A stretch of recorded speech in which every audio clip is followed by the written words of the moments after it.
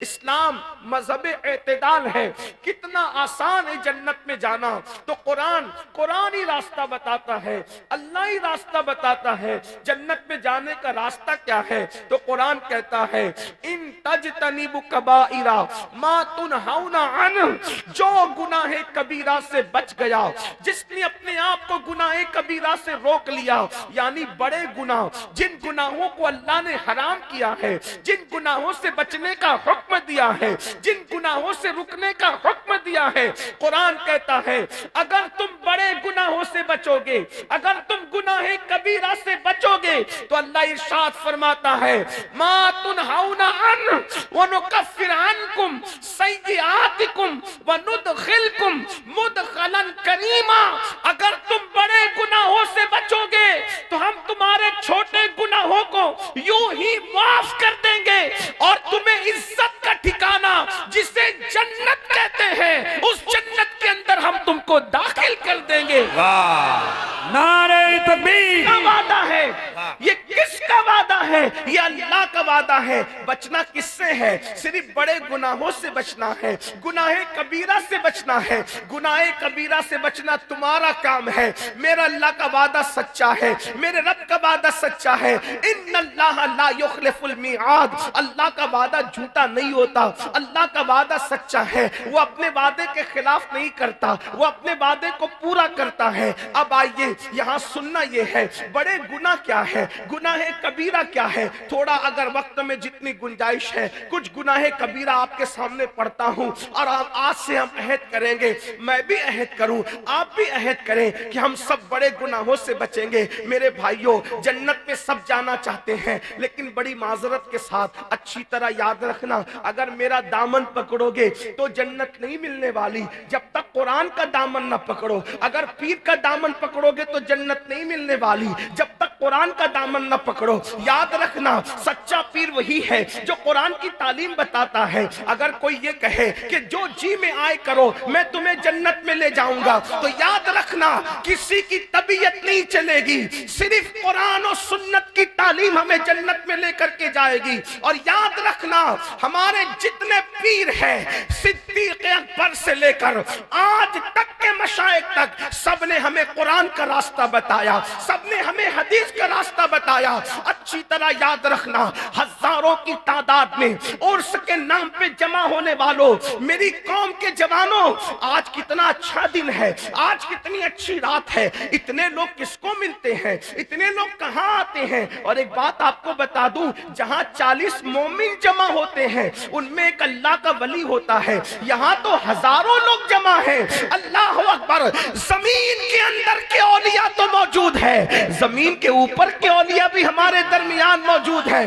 اگر ہم یوں ہی آ کر یوں ہی چلے گئے اور ہم نے زندگی گزارنے کا طریقہ نہ سیکھا، ہم نے قرآن اور حدیث کی تعلیم نہ سیکھا، تو یاد رکھنا جیسے آئے تھے ویسے ہی چلے گئے، بالکل ایسے ہی ہوگا جیسے کوئی بندہ پیاسا ہو اور دریا کے کنارے بھی پیاسا ہی رہے تو اس کی محرومی کا عالم کیا ہوگا۔ تو آئیے گناہ کبیرہ سے بچنا ہے، آج ایک نعرہ لے کر جائیں، گناہ کبیرہ سے بچنا ہے۔ کبیرہ مطلب بڑا، بڑے گناہوں سے بچنا ہے۔ ویسے تو ایک بات عرض کر دوں، کوئی گناہ چھوٹا ہوتا ہی نہیں، اس لیے کہ یاد رکھنا کوئی گناہ چھوٹا نہیں ہوتا۔ کسی گناہ کو چھوٹا سمجھ کے کبھی کرنا مت، کسی گناہ کو چھوٹا سمجھ کے کبھی کرنا مت، اس لیے کہ جب وہ ٹھوکر جو لگا کرتی ہے وہ پہاڑوں سے نہیں لگتی، بلکہ ٹھوکر ہمیشہ چھوٹے چھوٹے پتھروں سے لگا کرتی ہے۔ اس لیے ہو سکتا ہے آپ نے کسی گناہ کو چھوٹا سمجھ کر کے کیا اور وہی گناہ آپ کے جہنم میں جانے کا سبب بن جائے،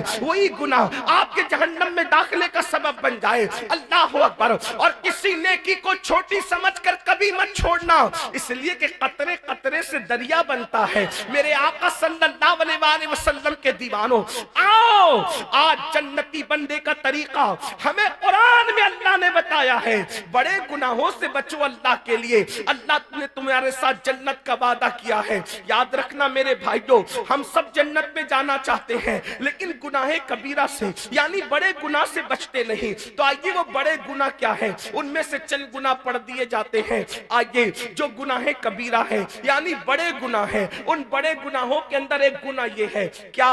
بد نظری کرنا، یعنی کسی عورت پر کسی مرد کا پاپ کی نظر ڈالنا، غلط نظر ڈالنا، بد نظری کا شکار ہونا، اللہ اکبر، اور کسی عورت کا کسی مرد کو پاپ کی نظر سے دیکھنا، یہ بھی گناہ کبیرہ ہے۔ قرآن کہتا ہے قُلْ لِلْمُؤْمِنِينَ يَغُضُّ مِنْ أَبْصَارِهِمْ، اے میرے محبوب آپ ایمان والوں کو حکم دے کہ وہ اپنی نگاہوں کو نیچی رکھے۔ یاد رکھنا اپنی نگاہوں پہ کنٹرول کرو۔